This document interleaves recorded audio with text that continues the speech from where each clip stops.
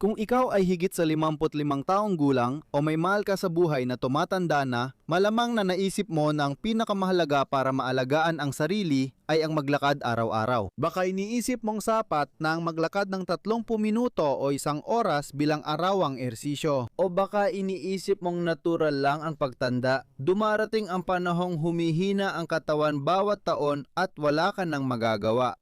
Pero may isang bagay na hindi alam ng karamihan at malaki ang epekto nito sa kung paano ka tatanda.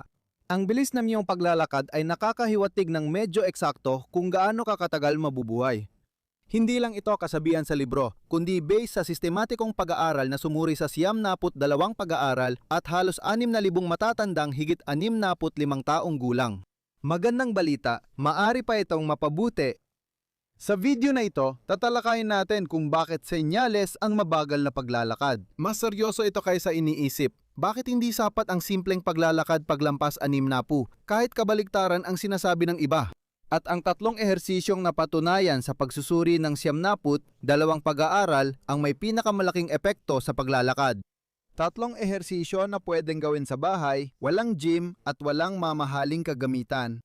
Magsimula tayo sa datos. Humigit kumulang kalahati ng mga taong higit sa 65 taong gulang sa mga maunlad na bansa ay naglalakad ng mas mababa sa 0.8 metro bawat segundo at ang 0.8 metro bawat segundo ay ang pinakamababang bilis na itinuturing na functional. Kapag mas mababa pa ron, napakataas at napakalinaw ng pang-anib na mamatay ng mas maaga.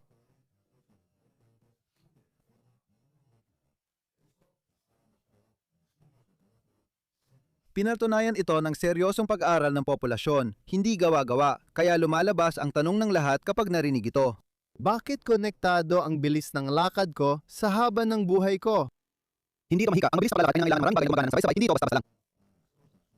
Hindi ito simpleng aktibidad. Ibig sabihin, ang mabilis na paglalakad ay parang isang pangkalahatang pagsusuri ng buong katawan. Kung pumasa ka, ibig sabihin ay maayos ka sa lahat ng aspeto. At kung hindi ka pumasa, ang sinasabi ng bilis ay merong isang bagay sa kahit anong parte ng sistema na nansisimula ng pumalya. Kaya ang bilis ng paglalakad ay hindi sanhi ng kamatayan, ipinapakita lang ito. Isa itong termometro.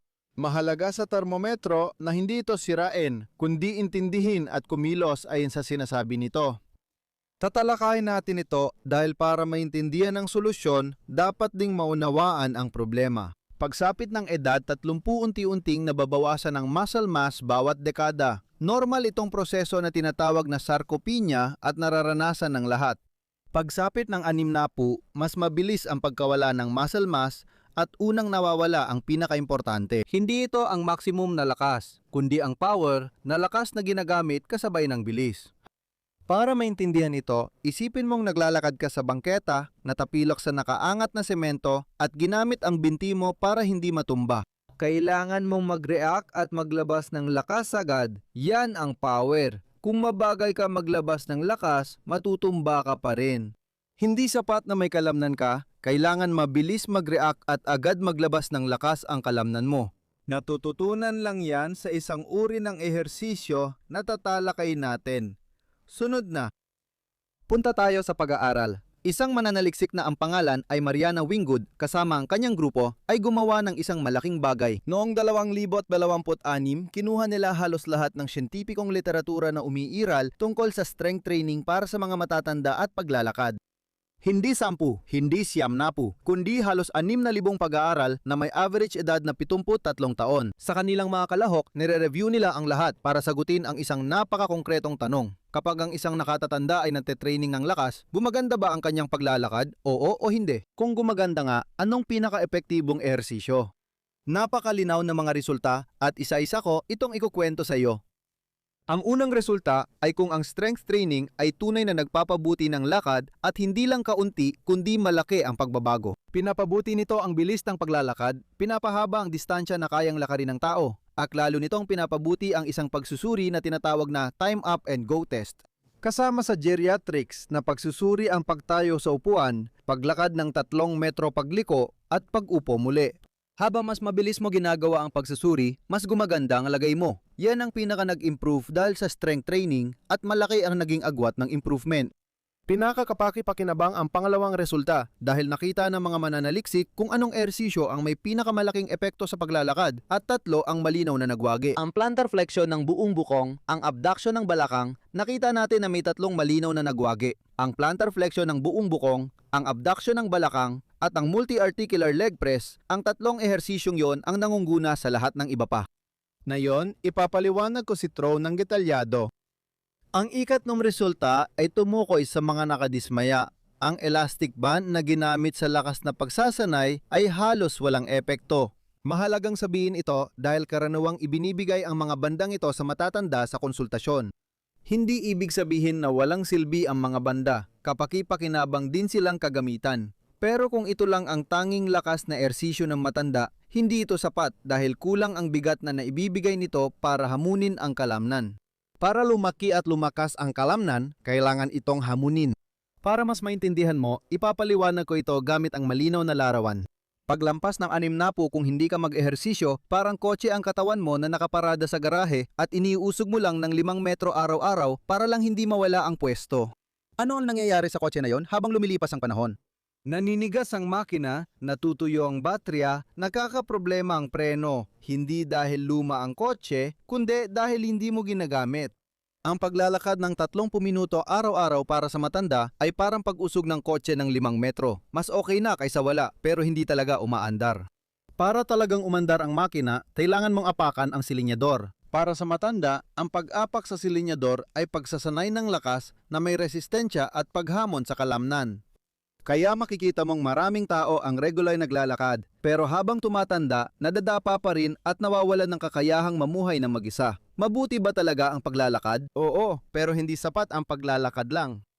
Tingnan natin ang tatlong pangunahing ehersisyo na may pinakamalaking epekto sa paglalakad ayon sa pagsusuri ng 92 pag-aaral. Lahat ng tatlo ay kayang gawin sa bahay nang walang espesyal na kagamitan. Ang una ay ang pagbaluktot pababa ng bukong-bukong o pag-angat ng sakong. Mukhang simple ito, pero mahalaga ang tamang paraan ng paggawa. Tumayo ka sa harap ng pader o sa likod ng isang upuan. Ilalagay mo lang ng marahan ang mga kamay mo para hindi umasa sa lakas, kundi para lang mapanatili ang balanse. Ihihiwalay ang mga paa ng lapad ng balakang, tapos dahan-dahang umakyat gamit ang mga dulo ng paa. Panatilihin ng 1 segundo, hawakan, tapos dahan-dahang ibaba ng kontrolado, huwag pabigla ang ibagsak. Ang mabagal na pagbaba at ang mabilis na pag-angat ang dalawang bagay nagsasanay ng eksplosibong lakas. Magsimula ka sa 10 ulit, 2 o 3 set. Kapag tama ang ginagawa, mararamdaman mong parang nasusunog ang binti. Senyales na tama ang pagtrabaho ng kalamnan. Ibaba. Kapag parang madali na sa iyo ang 10, ulit dagdagan mo ito sa 15 tapos 20. Pagkatapos, gawin mo ito gamit isang paa lang. At kapag madali na, subukan mo namang gawin na may backpack na may kaunting bigat. Ang pag-unlad ay parang hagdan. Hindi ka tumatalon mula sa unang baitang papunta agad sa ika-10, kundi isa-isa mong inaakyat. Ang pangalawang ehersisyo ay abduksyon ng balakang. Mahalaga ito para mapatatad ang balakang habang naglalakad. Kadalasan, ang pagkadapa ng matatanda ay sani ng paglihis ng balakang sa gilid at pagkawala ng kontrol ng katawan. Tumayo ka, nakatagilid sa isang pader at ipinatong ang isang kamay sa pader para mapanatili ang balanse. Mula doon, ilalayo mo ang binti sa kabilang bahagi papalabas, dahan-dahan, papunta sa gilid. Hindi ito sipa, kundi kontroladong galaw. Itaas ang binti ng 3T ta 4 cm, panatilihin ng 1 segundo, tapos ibaba ng kontrolado. May mahalagang detalye na madalas malaktawan. Huwag ikiling ang katawan sa gilid at huwag itutok ang dulo ng paa palabas. Gaya na nakikita mo sa halimbawa, dapat laging nakaturo paabante para maramdaman ang pag-urong ng kalamnan sa gilid ng balakang. Sa ibabaw nito, ang trochanter.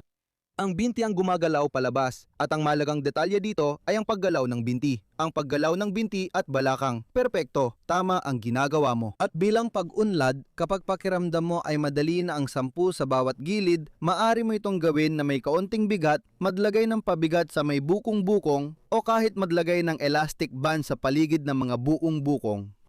Ang ikatlong ehersisyo ang hari sa 3, ang multi-articular na leg press.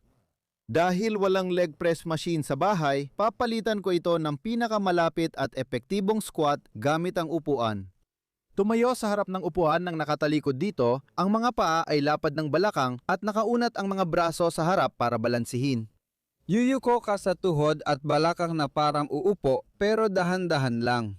Huwag bumagsak sa upuan, dahan-dahan idikit lang ang puwitan at agad tumayo. Itulak ang sahig gamit ang sakong. Pansin, may mahalagang detalye, ang tuhod ay dapat laging nasa ibabaw ng pangalawang daliri ng paa. Huwag itong papasok sa loob, syempre, at huwag din masyadong palabas. Dapat maayos ang balakang, tuhod at pangalawang daliri ng paa. Panatilihing tuwid ang likod at itaas ang dibdib hanggat kaya. Dahan-dahan at kontrolado ang pagbaba, tapos bigyan ng lakas ang pag-angat dahil dito mo sasanayin ang kapangyarihan na tutulong sa'yo na hindi matumba sa totoong sitwasyon. Magsimula ka sa 10 ulit, 2 hanggang 3 set, at kapag madali na sa iyo ang 10, pwede mong gawing 15, at kapag madali na rin ang 15, pwede mo nang gawing 20. Kapag madali na sa iyo ang 20, mag-backpack ka na may laman para mas mahirap ang ehersisyo. Pagkatapos, pwede mo pang dagdagan ng hirap dahil kahit 70 taong gulang ka na, tuloy pa rin ang pagtugon ng katawan sa ehersisyo. Napatunayan na ito sa napakaraming pag-aaral. Huwag kang sumuko. Ang paniniwala na kapag umabot ka na sa isang edad ay hindi ka na pwedeng lumakas ay mali. Daano karami sa lahat ng ito ang dapat gawin kada linggo? Sa mga pag-aaral, ang epektibong dami ay nasa pagitan ng 2 hanggang 3 sesyon bawat linggo. Hindi araw-araw, 2 o 3 sesyon lang. May pahinga ng kahit isang araw para makabawi ang kalamnan. Dito ko madalas ginagamit sa konsultasyon ang ideya ng pag-ehersisyo ay parang pagbilad sa araw. Kapag nagbilad ka agad ng 3 oras sa unang araw ng taginit, masusunog ka at kailangan mong magpahinga ng 1 linggo, pero hindi ka pa rin kuminis o umitim. Kung magbilad ka ng 15 minuto sa unang araw, magpahinga ka. 20 minuto sa ikatlo at 25 minuto sa ika-6, pagkatapos ng 1 buwan, umitim at masasanay ang balat mo. Ganun din ang pag-ehersisyo. Magsimula sa kaunti, maging consistent at unti-unting dagdagan. Ang pagiging consistent ay laging mas panalo kaysa sa pagiging intense, lalo na kapag pinag-uusapan natin ang mga matatanda. Naim nandito na tayo, alam ko iniisip mo na matanda na ako, kaya hindi ito makakasama sa akin. Pero sa totoo lang, kabaligtaran ang totoo. Nakakasama sa iyo ang hindi pag-ehersisyo, panghihina ng katawan at palaging nakaupo habang nanonood ng telebisyon. Yung mga gumagawa ng strength exercises ay mas kaunti ang nadadapa, nakakakuha ng mas magandang pahinga, moreno. Isang magandang pahinga, moreno. Napatunayan na ito ng napakaraming pag-aaral. Ang tanging kailangan mong gawin ay magsimula ng dahan-dahan, gamit ang tamang teknik at igalang ang nararamdaman mo. Kung ang isang ehersisyo ay nadudulot ng matinding sakit, huminto ka. Kung nakakaramdam ka ng effort o init sa kalamnan, ayos lang yan. Kung may boses sa isip mo na nagsasabing, edad na, hindi na kaya, gusto kong malaman mo ito. Ang mga nabanggit kong pag-aaral ay may average na edad na 73 at karamihan sa kalahok ay higit 80 taong gulang. Ang tugon ng kalamnan sa stimulus ng pag-ehersisyo ay hindi nawawala sa paglipas ng mga taon. Ang madalas na nawawala ay ang paniniwala na kaya pa. Sa pagtatapos, balikan natin ang 3 pangunahing ideya ng ating napag-usapan para may maiuwi ka. Ang una, ang bilis ng paglalakad mo ay parang thermometer ng iyong pangkalahatang kalusugan. Kung mabagal kang maglakad, sinyalis ito mula sa katawan mo, hindi ito hatol. Gamitin ang isip at pwede mo itong baguhin. Ang pangalawa, pagkatapos ng edad na 60, hindi sapat ang paglalakad lang. Kailangan mo ng konkretong lakas na ehersisyo, kailangan mong pagtrabahuhan ng lakas, kailangan mong hamunin ang iyong mga kalamnan. Pangatlo, ang 3 pangunahing ehersisyo na pinaka-epektibo sa paglalakad ay friction, pagtapak gamit ang bukong-bukong, abduction ng balakang at squat sa upuan. 2 o 3 beses linggo-linggo, dahan-dahang dagdagan batay sa iyong pakiramdam. Lubos kong naunawaan ang takot na nararamdaman kapag tumatanda. Ang takot na matumba, ang takot na hindi na makapaglaro kasama ang mga apo, ang takot na hindi na makapunta sa supermarket ng naglalakad, o ang takot na mawalan ng kasarinlan. Nakita ko na ito sa konsultasyon, nakita ko na ito sa aking mga estudyante ng libu-libong beses, at nakikita ko rin ito dito sa channel na ito sa lahat ng inyong mga komento. At gusto kong sabihin sa iyo ang isang bagay, ang takot ay nawawala lang sa isang paraan, sa pamamagitan ng konkretong aksyon, hindi sa pagbabasa pa, hindi sa panonood pa ng mga video, hindi sa paghihintay, hindi sa pagtatanong pa sa ibang mga profesional, kundi sa pamamagitan ng aksyon. Hindi ikaw ang edad mo o isang sakit, ikaw ang bida ng sariling pagtanda at ang katawan ay tumutugon pa rin sa stimulus hanggang 90 taong gulang. Sana nagustuhan mo ang video na ito. Linggo-linggo ako naglalabas ng magagandang video sa YouTube channel ko na may mga ehersisyo at impormasyong makakatulong sa'yo. Mag-iwan ako ng card dito sa itaas. Ilagay mo ang iyong email para lingguhan kong maipadala sa'yo ang mga bagong upload kong video at lagi kang updated. At seryosoy mo ang iyong kalusugan sa pamamagitan ng pag-ehersisyo. Lumabas ka sa kalsada, suriin ang bilis ng iyong paglalakad at ipadala ang video na ito sa mga nangangailangan o nasa parehong sitwasyon. Maraming salamat sa panonood hanggang dulo ng video. Sana makita kita uli sa mga susunod kong video. Paalam mga kaibigan.